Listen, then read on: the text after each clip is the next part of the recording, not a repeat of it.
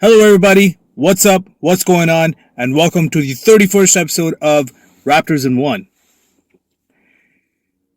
Guys, this is going to be a long one. I have a few things to talk about, and yes, I haven't been dropping any videos on the games that the Raptors have played since the All-Star break.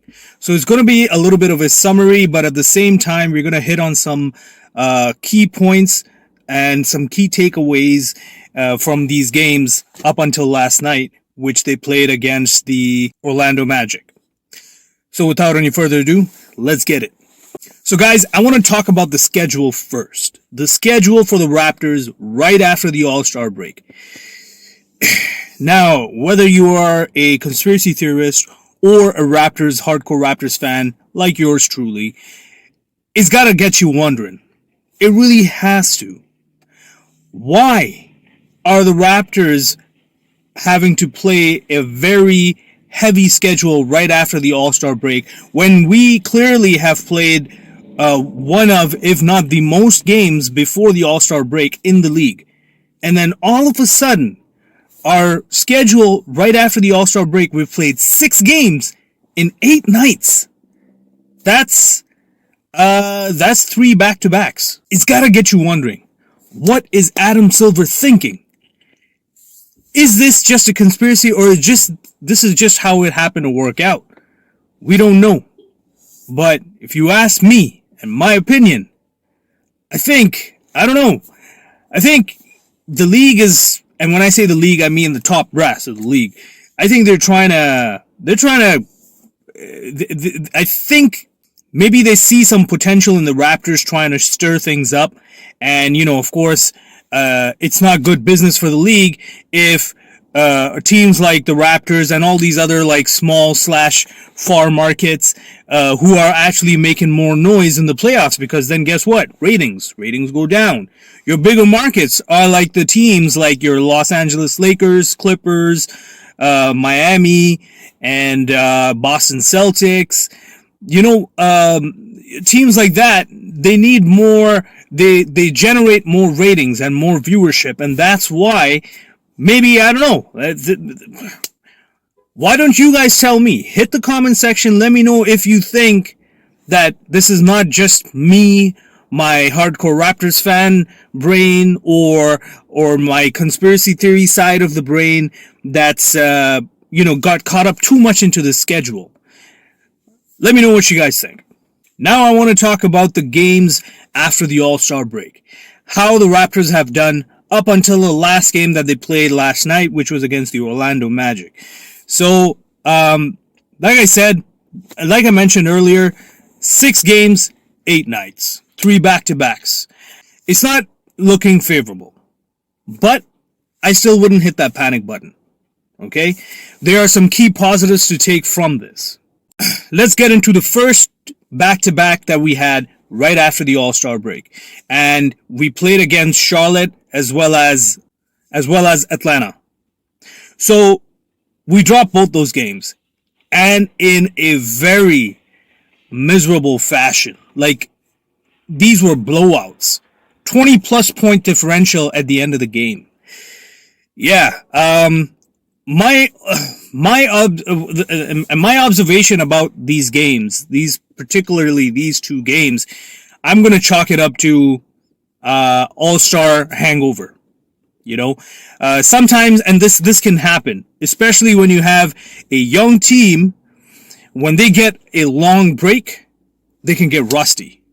Sometimes a long break, while yes, it can help some of our veterans who've been logging in those heavy minutes, especially the 3-headed Hydra, like I mentioned, in my previous videos.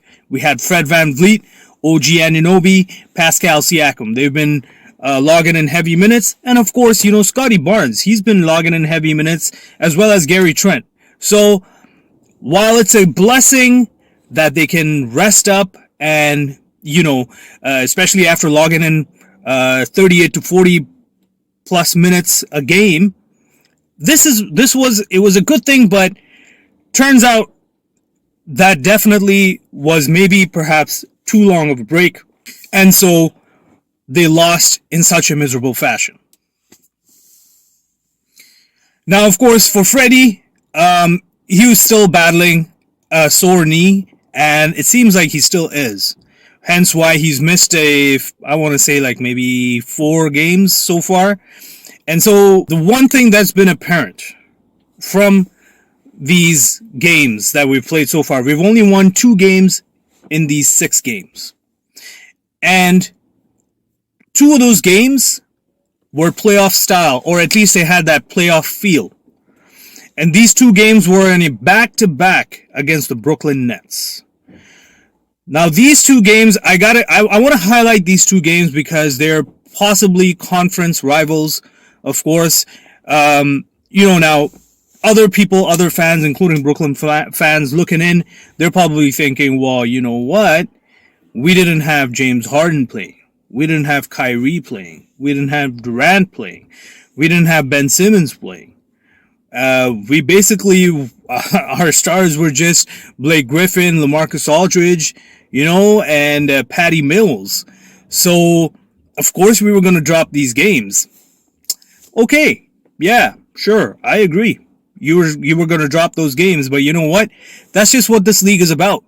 When we were hurting, when our Raptors team was hurting, when we didn't have Pascal, when we didn't have OG, some games we didn't even have Freddie, we were losing games. But at the same time, we were also improving our bench players, our rookies, our younger members were getting more playing time. So there was always a positive to look at. In this case, yes, you dropped a few games, but you know what? Welcome to the Raptors world. When we first started the season, that was happening to us. Now it's happening to you. Now you know how it feels. Having said that, I could go back and say, well, yes, we had Pascal. Yes, we had Gary. Yes, we had Scotty. But we didn't have our floor general, the heart and soul of our team, Fred VanVleet. We didn't have him. We didn't have OG. So right away, a lot of production as well as defense.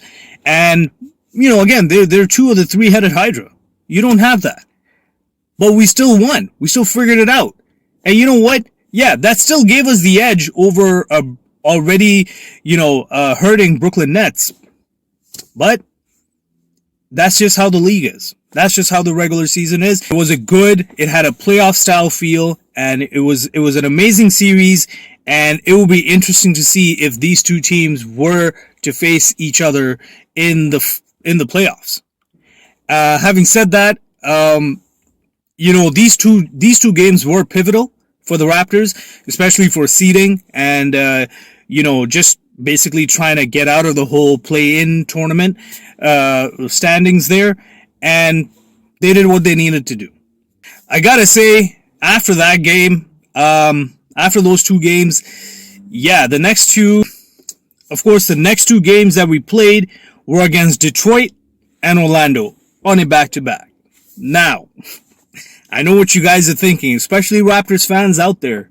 If you haven't watched the game, or even if you watched the game, if you've been following Raptors for at least a decade, you would realize that, yes, we faced Detroit on the first game of this back-to-back that we had. And it was close. It was a close game. And that's where I thought maybe this is the game where we break out of the KC spell. No, man, it didn't happen. We lost a close game. And, this is just a KC spell, I gotta say. If you don't know, I've already covered some of the reasons why the Raptors tend to lose against the Detroit Pistons, even though the Pistons are a bottom feeder team. You have to, if not, you can go ahead, check out my content, and check out the games, and check out the video that I specifically talk about Dwayne Casey and the Pistons versus Nick Nurse and the Raptors, though they're a bottom feeder team. Now, of course, on a back-to-back, we've lost a close one. We've been defeated. Our morale is down. We still have that curse of the KC looming over our heads. And then we got to face an Orlando team, which is, by the way, another bottom feeder team. And We lost to them too. Now, yes, you could say, well, my opinion, I would say I think it was still a little bit of the residue from the KC spell from last night that kind of carried over. And even though we had a good start and there were times in the game where we had control, for the most part, every time we were countering and we were coming back, and it seemed like this lead was getting smaller, it seemed like the Orlando team just came back with a counter punch, and it was just like gut punches over gut punches. And if you're a boxing connoisseur, you're gonna realize you can't always just go for the head.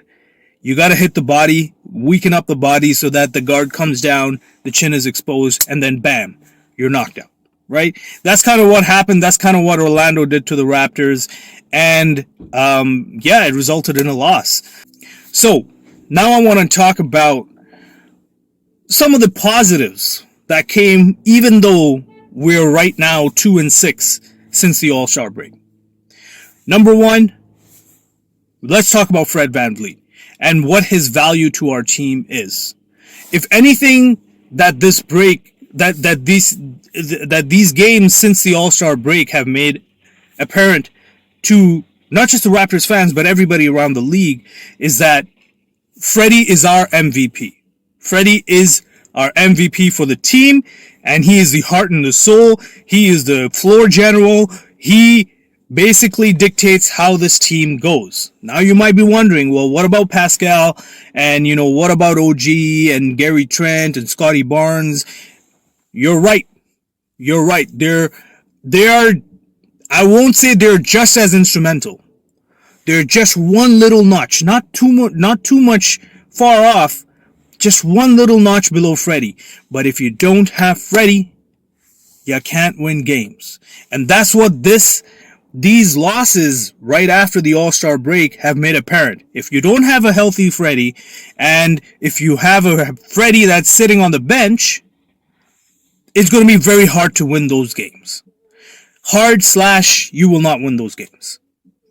And this is why I've been harping since day one, since he started logging in anywhere from north of 35 plus minutes per game until the All-Star break where he was doing 40 plus minutes a game. We need a good backup point guard for Freddie so we can take some of that pressure off of him and we can keep him rested and healthy. Let him play lesser minutes till the end of the season because, again, it's a marathon, it's not a sprint. We need Freddie healthy. I'm going to get back to that backup point guard situation in a bit. Our second point, Pascal Siakam. He has been very instrumental to our team as well. I would say he's a leader, but he's more of a if Freddie's not there, then he becomes the leader. Otherwise, he's kind of like, how do I put it? He's kind of like Karl Malone to Freddie's John Stockton. That's how Pascal is. And I feel like he has definitely improved even before the All-Star break, especially when he found out about the snub. Since then, he's been playing out of his mind. Mind you, there were a few games after the All-Star break where he didn't necessarily have any, good scoring output. There were just a few, maybe two, if so. But again, he's now locked into the game. His IQ, I can tell his IQ has increased. As a matter of fact, he's doing things that I had mentioned before that is going to take him to that upper echelon of all-star players in the league. If he starts distributing the ball, if he starts reading the plays properly, if he increases his IQ, he's going to be in the upper echelon of all-stars, and surely enough, that is exactly what he's doing. He's starting to distribute the ball. He's starting to make everybody around him better, and he knows when to get his. He's taking the steps in the right direction, ladies and gents. Don't be discouraged by this string of games that we've played right after the All-Star break. We'll be fine. Even if we play in the play-in tournament, we will be fine. They are taking their steps in the right direction. The third thing that I want to talk about, Malachi Flynn. And this is what like I had mentioned earlier in this video, I'm coming back to that backup point guard. Malachi Flynn, since the All-Star break, and since basically Freddie hasn't been playing, he's been getting more minutes. He's been getting more playing time. And he is starting to respond and be that backup point guard we so desperately were looking for since day one of the season. Now, if he can continue this, and if he can sustain the kind of productivity and game that he's all of a sudden found after the All-Star break, if he can sustain this till the end of the season into the playoffs, we can save Freddie. We can protect Freddie, we can keep Freddie healthy and happy, and of course, in the longer run, now, we're thinking playoffs now, right? So hopefully that is going to help Freddie. And I think there were a few questions about if Nick Nurse is not trusting the bench enough. I'm two ways about it. I'm going to say yes. He doesn't trust the bench enough. And because of the circumstance we're in, especially after the All-Star break, he decided, maybe I'll give the bench a few more minutes, including Malachi Flynn. If he had trusted the bench a lot more at the beginning, before the All-Star break, we would not be sitting in the standings where we are right now. We wouldn't. That's the facts. Whether you like it or not, Raptors fans, I know you love your bench. I know you think your bench is more than it has actually been performing, but let's face it. There's a reason why Nurse lost his trust in the bench. It's because they weren't producing. They weren't being that spark that we expected them to be. And so, again, at the end of the day, we want to make the playoffs. We do. And I don't think the play-in tournament is the plan for us. I don't think so. At least that's the feeling I get. So why else would you think that Nurse is playing such a tight playoff rotation even before the All-Star break? That's because we don't want to be in the play-in tournament. We just want to go in the playoffs. That way we can use the play-in tournament to relax a little bit, regroup, strategize, see who our next opponent's going to be, and then take advantage of them. And lastly, I want to talk about Scottie Barnes. Yes, if you've been watching my content, you know that I'm a big fan of Scottie Barnes since day one. Since we drafted him, basically. Okay? I gotta say, since the All-Star break, he's only ramped it up. He's playing on a different gear now. Now it's like, it's game time, baby. It's showtime. I'm gonna show everybody what I truly am. It's like he's just broken out of his shell, maybe. I don't know what it is, but he's playing some amazing basketball. He's been recording like 20 plus points a game. Yes, mind you, it's the circumstances as well. We don't have OG, we don't have Freddie, so it's giving him enough chances to not just produce, but also to showcase what he's really capable of. Having said that, that kind of like puts things into perspective a little bit.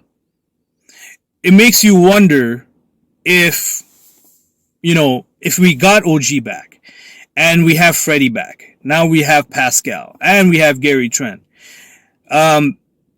we may not necessarily see as much of the potential as Scottie Barnes can really show. And that's because he has to adapt to Freddie's style, Pascal's style, OG's style, and now even Gary Trent's style. Especially when Gary Trent gets hot, gotta feed the hot hand, right? So I feel like, yes, this is still a good situation for Scottie, but I feel like somebody needs to make that move to the bench. To be honest, like, I wouldn't want any of them to move to the bench. Maybe we just need to find certain ways to make Scottie useful as still a threat. And I feel like our starting five is it's strong. If we have everybody healthy, our starting five, Freddie VanVleet, we got Gary Trent, OG, Pascal, and Scottie. This is a good starting five. Mind you, yes, we're a good offensive boards kind of team, but we're still weak in the paint. we still can't necessarily, we're not necessarily a good defensive rebounding team, and of course, defending the paint too. I mean, yes, like there are times when you can tell, like, oh yeah, we have the ability, but in the long course, our weakness is still the center. And I was really hoping that we would have picked up a good centerpiece. It didn't happen. Again, I'm not going to hold anything against the management, against Masai and Bobby. They probably have a plan. And I wouldn't be surprised if they're thinking next season already. Maybe they have some player on the radar and they're like, you know what, we'll wait till the next season. It's all good. I trust him. So should you. So those were my points. It's for all the games that the Raptors have played since the All-Star break. You know, there's no point in hitting the panic button just yet. Let's just be patient, you know. Having said that, I think our best case scenario at this point is to make the playoffs. Worst case scenario, play in tournament. I think we'll still make it. I just feel like, again, maybe hopefully if Gary Trent kind of picks up his game, because he's been kind of on a little bit of a downhill as well since the All-Star break, only when it comes to production, when it comes to producing points. He does all the other little things to impact the game. But unfortunately, we need his points. We do. You can be good at the defensive end. You could be, reading, making the right reads and, making that right pass at the right time. But at the end of the day, we need your points. We need you to be that threat from the perimeter. And you've been you've cooled off since the All-Star break. I think, the most likely scenario, it seems like we'll be doing the play-in tournament. I think so. But that's okay. We're a young team. We can handle it. I just hope that Malachi can sustain this level of production and this belief in himself that he's found now. And hopefully Nurse too, Nurse doesn't necessarily jump the gun and just be like, well, he had one bad game, too bad, so sad. That's it. I'm not seeing you again for after in the next 10, 11, 12, 13, 15 games. I don't know how many ever games, right? So, if that's the case, that would help Freddie big time. So before I end this video, I wanted to talk about the two Brooklyn games, and especially the second game when Brooklyn came to the Raptors. I gotta say, I wasn't happy to see Goran. I really wasn't, especially since he's made his move to Brooklyn. Like, first, he was sent to San Antonio, and then he made his move to Brooklyn. They bought him out, Brooklyn, and now he's gone to Brooklyn. Man, I don't like Goran. I really don't. And I get it. Whatever his reasons may have been, especially, I get it. From what I've heard, it seems like the management actually told him that, hey, we're trying a new direction here. We're trying to go younger. And he's already a little past his prime. Not too much past his prime, but a little bit past. So, I get it.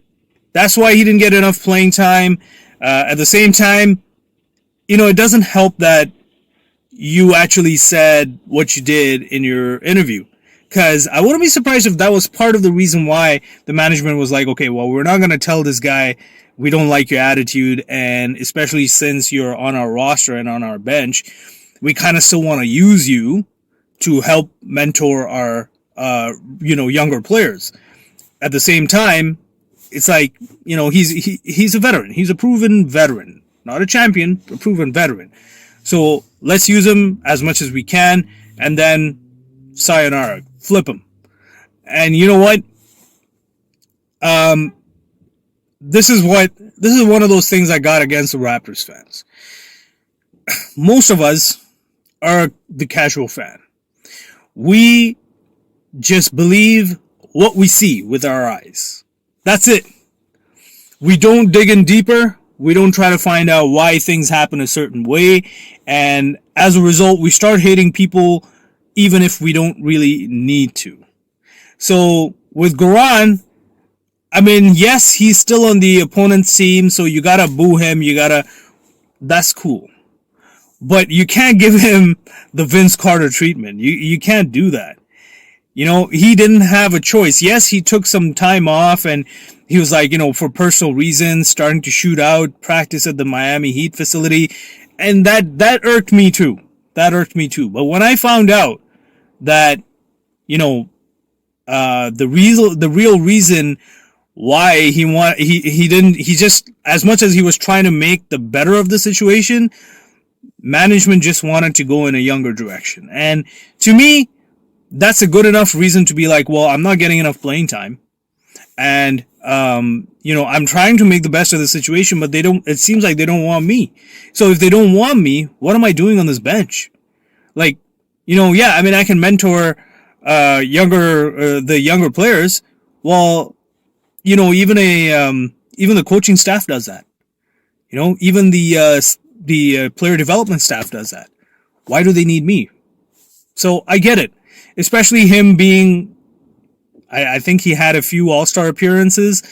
But apart from that, like, he's a proven veteran. I get it. He should still be booed. 100%. Do I sympathize with his situation? No, I don't. You're still a veteran. You're still a professional. Yes, we're human at the end of the day and we make mistakes.